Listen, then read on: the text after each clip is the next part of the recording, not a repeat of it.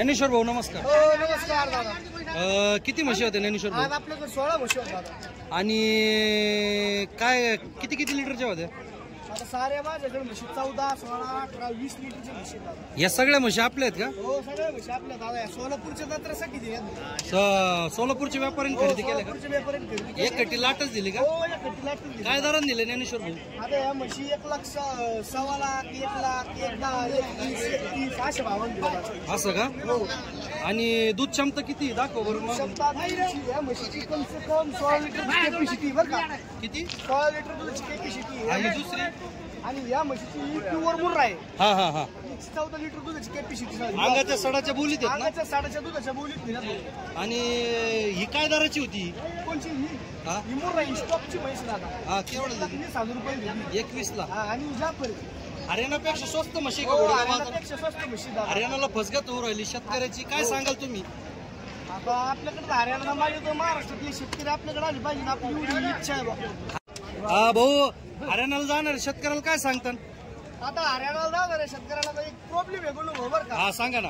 आता एक असा प्रॉब्लेम आहे ज्या म्हशी आपण हरियाणाहून आणतो हा त्या म्हशीला असं एक प्रॉब्लेम आहे का त्या म्हशीचे बच्चे मरतील.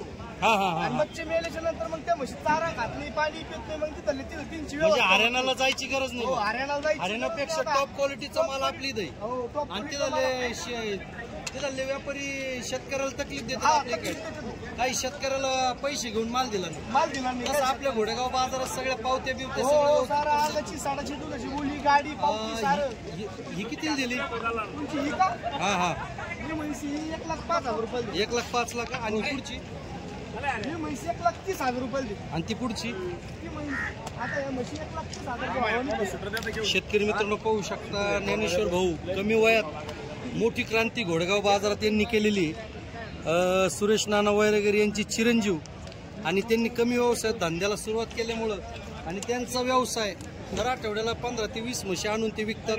आणि जरी त्यांच्या नाही आवडल्या तरी ते दुसऱ्याच्या म्हशी खरेदी करून देतात आपल्याला घोडगाव बाजारात. एकदम खात्रीशीर व्यवहार, अंगाच्या सडाच्या दुधाच्या बोलीत. आणि दुसरी गोष्ट म्हणजे पावती वगैरे सगळं ते जोडून देतात. ज्यांच्या कोणत्या प्रकारच्या म्हशी असतात त्यांना सुद्धा ते रीतसर पावती करून देतात. कुठली अडचण नाही, कुठली बळजबरी नाही, फसवणूक नाही, दुधाची पूर्ण गॅरंटी घेतात. तरी ज्या कोणा शेतकऱ्याला अशा खात्रीशीर